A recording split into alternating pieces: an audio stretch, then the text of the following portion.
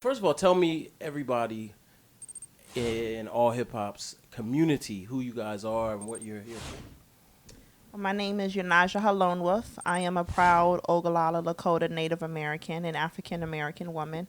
And we are here to bring awareness of the plight of Indigenous people.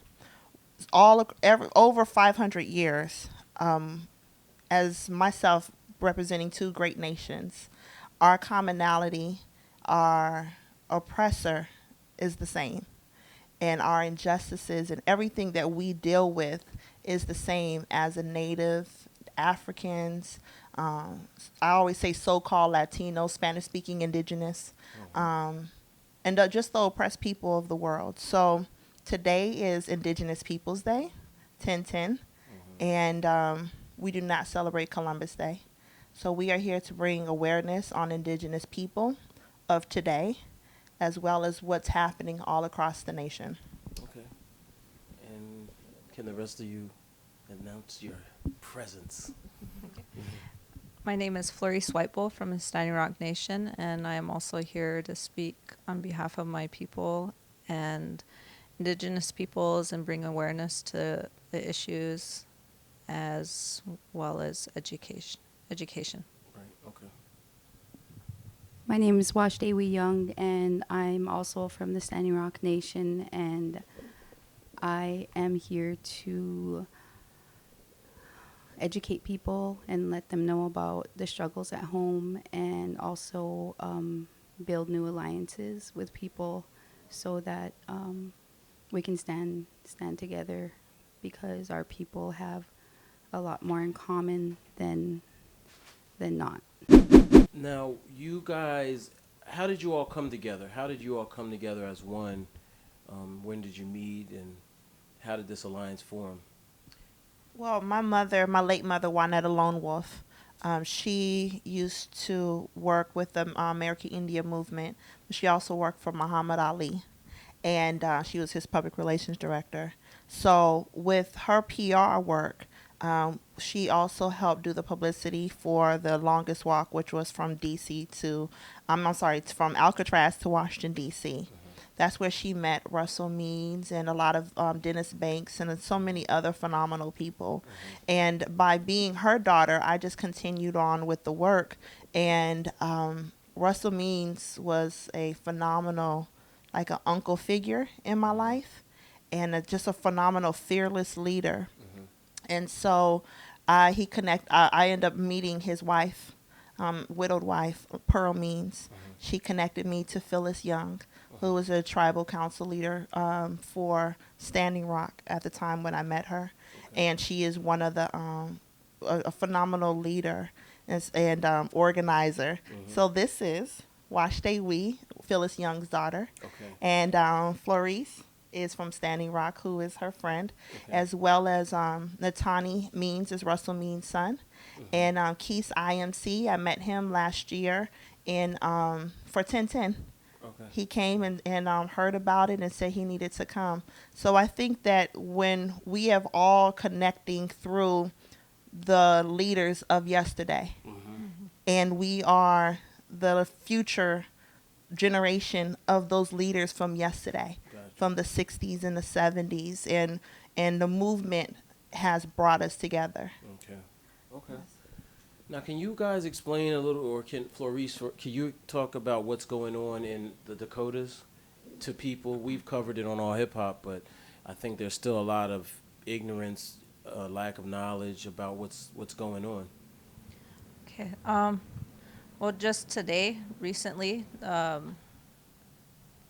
there's been a development of the Wisconsin Police Department also joined with Morton County Sheriff's Department, and they brought dogs with them. And this is not the first time having dogs on site there. The security firm did bring attack dogs. Was it about a month ago? And they sicked them on the people that were there, the families, women, children, men that were there were unarmed. And this is about protecting our water and our land and our sites, our sacred sites. And I know that I don't know how hard of a concept it is to understand that we're the first peoples of this land, and these are the places where our people went to pray, and where our people are buried, and the places we've never left. This isn't a foreign country to us. This isn't a foreign place to us. The animals and the birds and the fish and the constellations, they're all of our stories. They're all our brothers and sisters, and it's not only a human issue. It's about fighting for all beings that are on this earth and our brothers and sisters, and not only an indigenous issue, because we all drink water. We all need water to live. We all wake up in the morning and we wash our face and brush our teeth with water and wash our bodies, and we wash our children. We use water to cook for ourselves and to make our coffee, and it's so there for us every single day that we take it for granted, and we take just the simple ability to walk and turn a faucet on. We don't know how privileged we are to be able to do that when there's millions and millions of people that don't have that privilege to be able to have access to clean water. Most of them are because they're just in a place of poverty, but there's also this growing number of people that do not have access to clean water because of fracking and because of pipeline spills. And that's preventable. That doesn't have to happen, and it's because we're living in a time of convenience, and we want to be able to have conveniences to be able to drive one block over to the store as opposed to going just walking. That's a convenience. That's not essential. And it's our conveniences that are robbing our children of a future. And there's an importance behind standing together as one people. And because we all drink water, because we all need that water, there's 17 million people that drink from the Missouri and the Mississippi, the Oglala aquifer. That's like the major artery in this country of our drinking source of water. And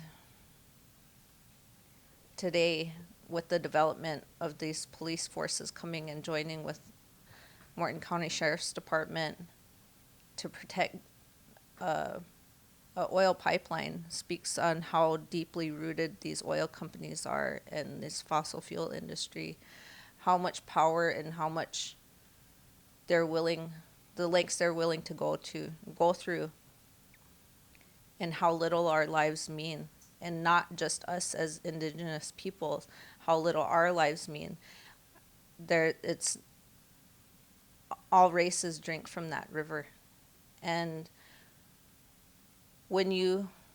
if you take the stand against us as people standing for you as human beings, as parents and as grandparents, and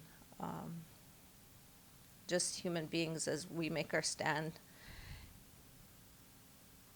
your race isn't going to filter out that water when you go to drink from it. What's the present status of everything? Last thing I heard was that Obama had stopped it, and I haven't heard much else since through the media or social media. The Dakota Access Pipeline is a crude oil pipeline that once, they're trying to build it from North Dakota down to Illinois, and it's slated to cross the Missouri River twice. And The Missouri River is our tribe, the Standing Rock Sioux tribe's primary drinking source. What our community that our municipal water supply is at is located right in the middle of the Missouri River. And there are 17 million people downstream. It flows into the Mississippi and then to the Gulf. So once that river is poisoned, I'm sure that you guys seen the oil spills, the failures of these pipelines. No matter how they try to reassure us, they're always going to fail. And when we're going to talk about environmental justice, the pipeline was slated to go north of Bismarck, Mandan, North Dakota. And they held, the North Dakota Public Utilities Commission had a meeting, and they said, no, it's not going to go there because if it fails, it's going to affect the city's water supply. But so the second plan called for it to be right at Standing Rock. And that just shows the mentality or their thinking that our people are expendable. And so the Standing Rock Sioux tribe filed in court for an injunction, and Judge Boasberg in Washington, D.C. Denied that. And they went to the U.S. District Appeals Court, and yesterday they ruled against the tribe that construction on the pipeline could continue, but not on the federal land that is the Army Corps land along the river. So when the three federal agencies that are involved, regardless of those court decisions, those three federal agency heads got together, which was never done before, and they said, despite what the court ruled, we're still, this is still going to stop. And we have to work with the tribes because there are fundamental flaws in the process. Okay. I mean, the natives we're not giving an opportunity, a legitimate opportunity. And the tribes of this country have a unique relationship with the United States government. We sign treaties, and only sovereigns, like the United States, sign treaties with France. And the United States signed treaties with our nations, like many tribal nations, and they broke every single one. But it is what it is. It was a treaty, and treaties are the supreme law of the land, and that was established in the United States Supreme Court.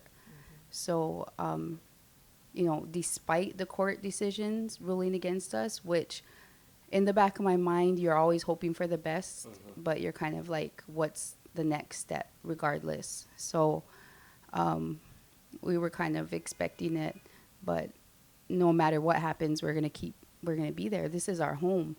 And when people leave and all that, we don't have anywhere to go. We're still going to be here, and that's our drinking water, and we're still going to be there to defend it and protect our families. And so this militarization that is happening with the police, you see it, and being here in the city today is really, it's really profound, because this morning we also did an interview, and I want to push and promote the alliance with our Native community and the Black community, because we have so much issues in common, like all the police killing of people.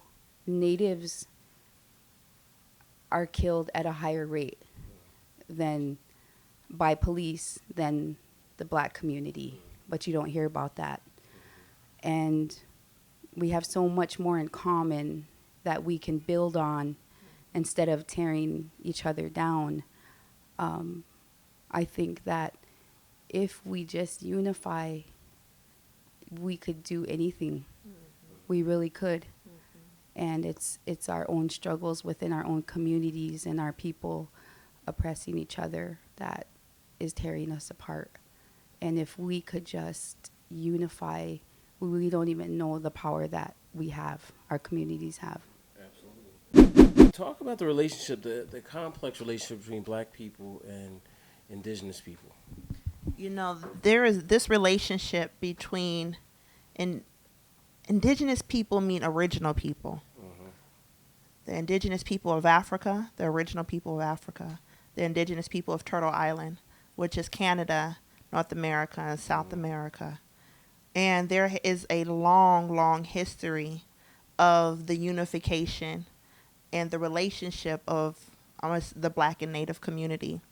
But I could go all the way back, but I'm going to go to just after 1492. There is a movie called The Doctrine of Discovery that I advise everyone to try to go see or try to get it. And it's about the Papal Bulls. But also it's about what happened with indigenous people in regards to when they try to colonize, and they was turning a lot of the indigenous people, trying to turn them into slaves. And so when the Africans came, they already, I don't believe that Native people saw color. I believe in our traditions that we saw each other's heart. We saw pain. We saw a commonality there. And so when they were seeing the Africans being treated as less than and being killed and murdered and everything, that genocide that was happening, that the indigenous people just came out of that genocide. That commonality began to happen, that relationship began to happen, and there was many indigenous tribes, especially in the southern region, that was adopting a lot of the Africans into the family. Right. And so out of that unification came the Seminole War. Those were free Africans and the indigenous people of that land, of Florida, that whole area. Out of that came the Choctaw, the Chickasaw, the Creek, the Cherokee. And then even on the Trail of Tears, those were free Africans with the Cherokees that were forced to go to Oklahoma.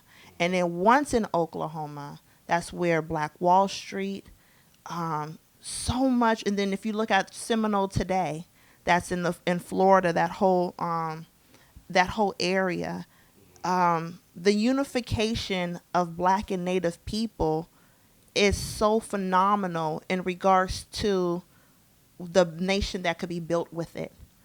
And so since this unification, our common oppressor, Washichu, we say, or the white man, basically was, or for our former slave masters was like, okay, we got to keep the slaves here next to us in the urban community, right under massa, and let's take the Native Americans further removed away from the Africans, because we can't let them unify, because their power is so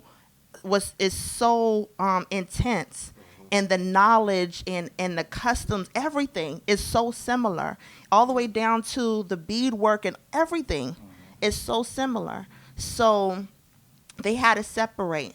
So right now in America, 89% of African Americans have Native in their lineage. That's a long lost family. Yeah.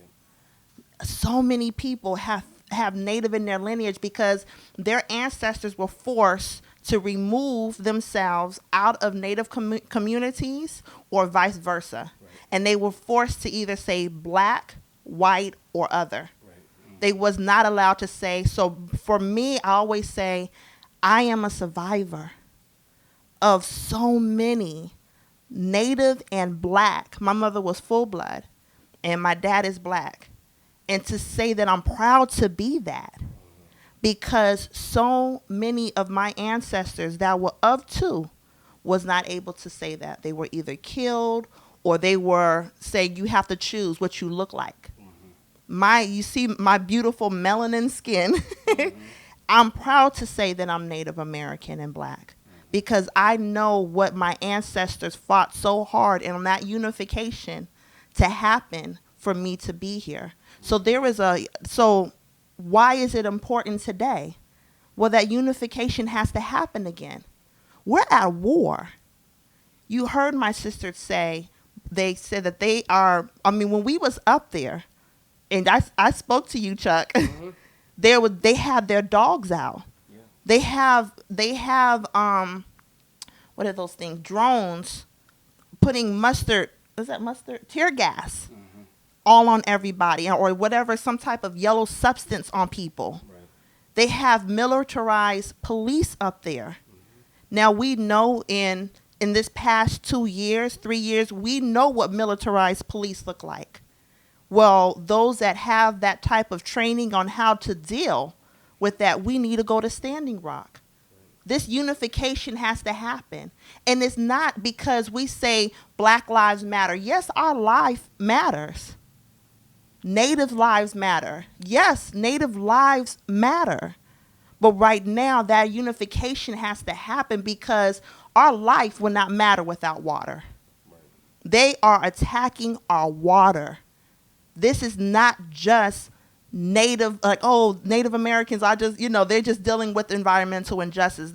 This system has, these people have constantly tried to separate us, saying, okay, racism or police brutality is just a Black thing.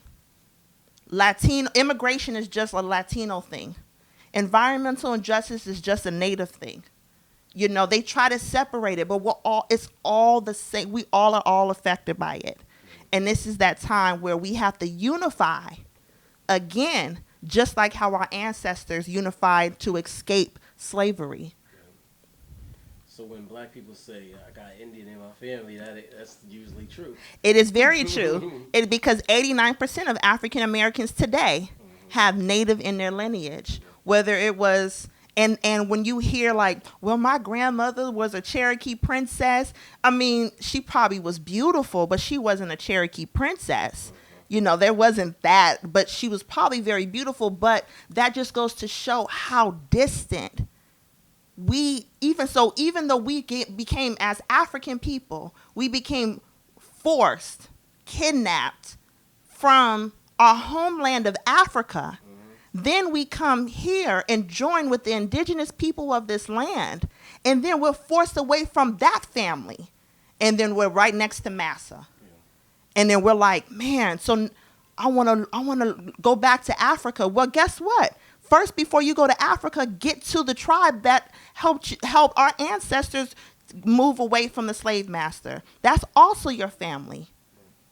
So we are connected all the way for the indigenous people of this land, all the way back to the indigenous people of Africa. What are you guys' thoughts on the election and the way that's been playing out as it relates to all of this? I talked to somebody, for example, in Hillary's camp, and I stressed certain things as it related to the Black community. And not to say they were negative about it, not negative, but I won't say dismissive, but I'll say that it was focused on the broader issues and Donald Trump, obviously. Do you guys have any opinion on that? Can I answer that and you can add on? Okay. When we look at the Dakota Access Pipeline, the funders that are funding this pipeline are the banks. Chase, Wells Fargo, TD Bank, SunTrust Bank. God, I could go on and on. Bank of America. I want to make sure we're calling y'all out. But Marathon, Sunoco, Gasoline. These same, and it's over 50 banks internationally. These same funders are also funding Hillary and Trump. Why aren't they talking about the Dakota Access Pipeline? Why aren't they talking about environmental injustice? Why aren't they talking about issues that are affecting Native people? Because those same funders are funding their campaign and been funding the Clintons for a long time. If we look at Afghanistan and look at the wars in the Middle East. Now, Bernie Sanders was, when he, on his campaign trail, he went throughout Indian country. Even after recently, he was in solidarity with Standing Rock in Washington, D.C., at that march in solidarity. Jill Stein was out there with us in Standing Rock, and there was a warrant out for her arrest for that, and she's running for the Green Party. So it goes down to whoever is not talking about the Dakota Access Pipeline, then those politicians are bought. All the way down to the senator, state representative, Congress, all of the people that are not talking about the Dakota Access Pipeline, then those, they are sold out, they're sellouts. Do not vote for sellouts. And that's what I have to say. I have nothing to add on that. And congressmen, we do have natives in politics. We have Chase Iron Eyes from Standing Rock. He's running for Congress. Okay. So in North Dakota, right? On the ballot. Yeah, he's on the ballot. So if you're in North Dakota, vote for Chase Iron Eyes. It would be huge because he'll be the first native, right, to be Congress. Oh, I actually did have something to say, but not so much on the presidential campaign, but the importance of voting, because the people that we're voting for are who we're choosing to put our voice behind. And it's important to vote because these people are making decisions. And exactly with the decision for Governor Jack Dalrymple to call a state emergency in North Dakota and call in National Guard when he has investments in this pipeline, he's guarding his own interests. He's using the state's money to guard this pipeline and make sure that it goes through because he has investments in it. He is a bought politician. And it's important to vote because these are the kind of people that are making the decisions for themselves. They're thinking of themselves and their own pockets, and they're not thinking about the people that voted for them. And it's important for us to vote. Please vote and make sure that you have somebody that's in there that's actually representing your voice and your family. Do you all ever get discouraged about this type of fight? I'm speaking as a mother. We have a divine right to protect our children, and this isn't just a thing about glory, personal glory in any shape or form. And when we go towards what's going on right now, when we're standing on the front lines, the first fear you feel as a human being is for yourself, for your own safety, but that has to be pushed aside because we're fighting for our children. We're fighting for actual living beings that need us to speak for them and to fight for them and to protect them.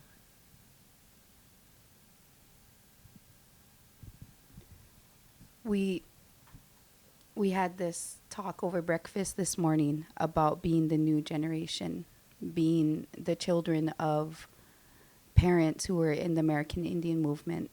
And American Indian movement was targeted by the government, just like Black Panthers, because they had enough and they spoke up on Native issues. So we come from, the greatest people. We come from Sitting Bull is our chief. Everyone knows Sitting Bull around the world. And we come from Crazy Horse. We come from leaders that never gave up, ever gave up. And it was a hard life. It was a hard time for them. I can't even imagine. But to carry that bloodline and that tradition and to live our traditional way of life and our language, to espouse the values that they had. They were fearless, and those are the people that we come from. And we wouldn't be here if our grandparents just gave up, our parents just gave up. So it's like a whole new generation, and then our children are going to be the ones stepping up on a whole new level because of the kind of like the Enlightenment, the Renaissance. So they're going to be even that much more powerful because of what we're doing here today. Did any of you see Birth of a Nation yet?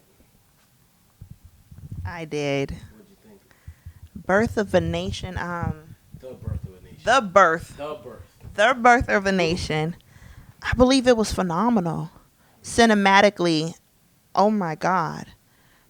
I know people were complaining about the gore but that is the reality. You know, we can't Hollywood or commercialize the pain and the struggle of what our ancestors been through. And so I believe that it was really great in regards to, and it also is reflects of what we was just saying in regards to we're at war, a spiritual war and as well as a physical war, and we are fighting our oppressors. When I was in Standing Rock, to actually see these bulldozers and these people standing there next to the bulldozers, these workers are just nonchalant and they looking at us like we are not human. It reminded me of what I could imagine what our ancestors were feeling when they was amongst the slave masters, not looking at us like we were human. So Birth of a Nation, it's very timely because that's exactly what so many people are still looking at people of color today in regards to that we're nothing. Historically, well, not historically. Well, historically in entertainment, we've seen both black people, African people, and natives depicted in a certain way.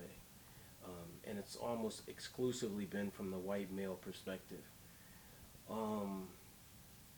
So we think about cowboys and Indians, or whatever, cowboy gets ambushed. You know, even now they use that language, ambushed and things like that. Johnny Depp, playing a native. How do you all feel about that aspect of it? And as it relates to, again, we have to remember that white people are seeing this and they take it, internalize it differently than we do. I hope that's not as unclear, but No, it's phenomenal. Into that. Well, a lot of it started with the media when they would publish in newspaper articles, and you can go to the Capitol Hill and look at things that are still there from that time. And what they did was use media to demonize us and use the newspapers to justify the land grabs, that we weren't human and we were attacking them when we was fighting for our lives and fighting for our families and just trying to live. And it hasn't stopped.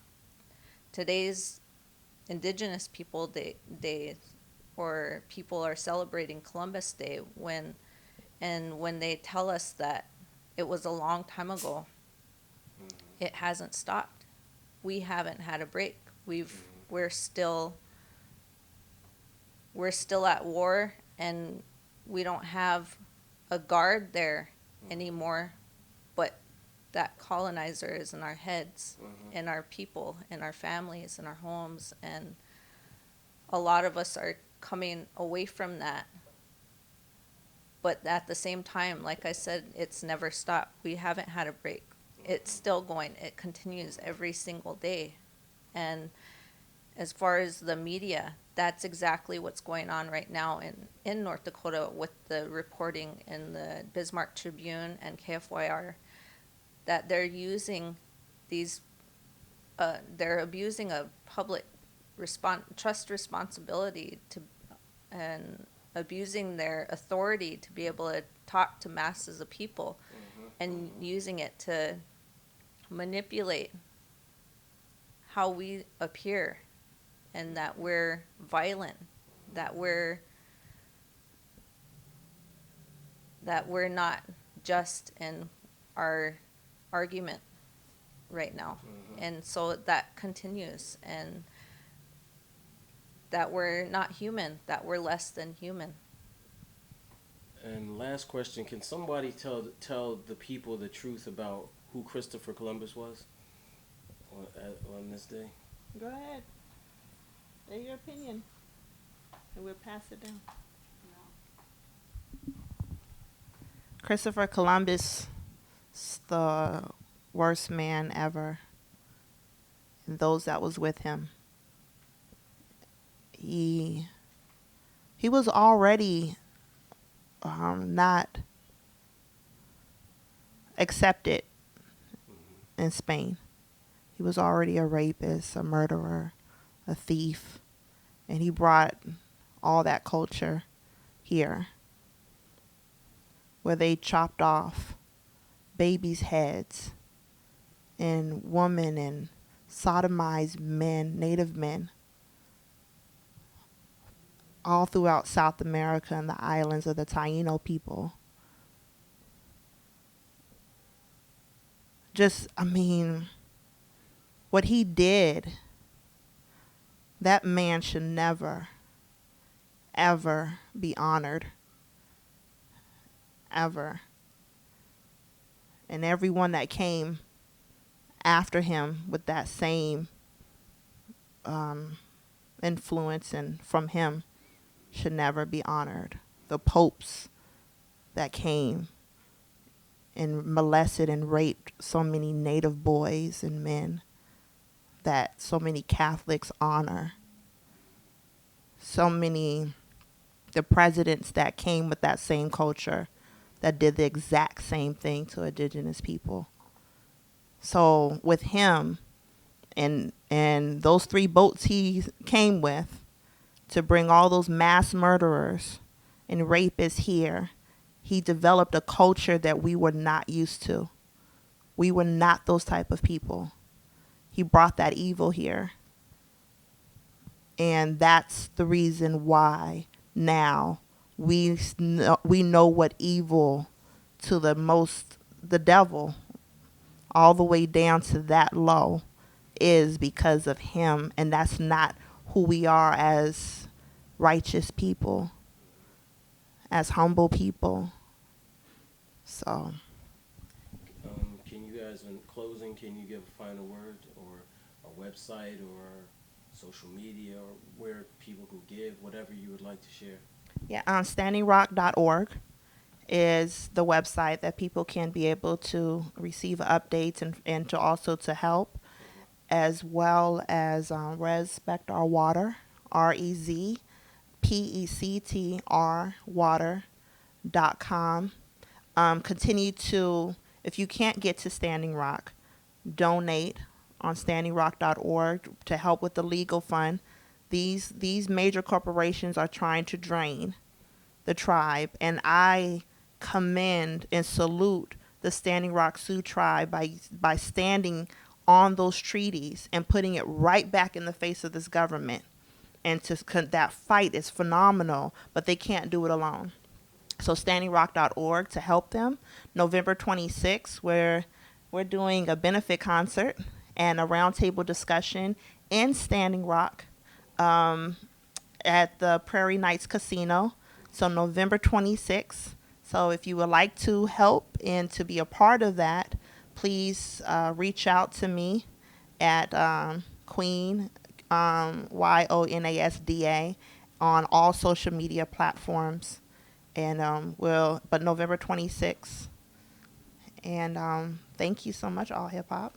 Can I'd like to say that a lot of people that can't travel there, that Dakota Access Pipeline is not the only issue as far as pipelines go or sacred sites go, that there's so many issues going on right now, and there's uprising that we're facing, like media blackouts and Oak Flats, Mauna Kea in Hawaii.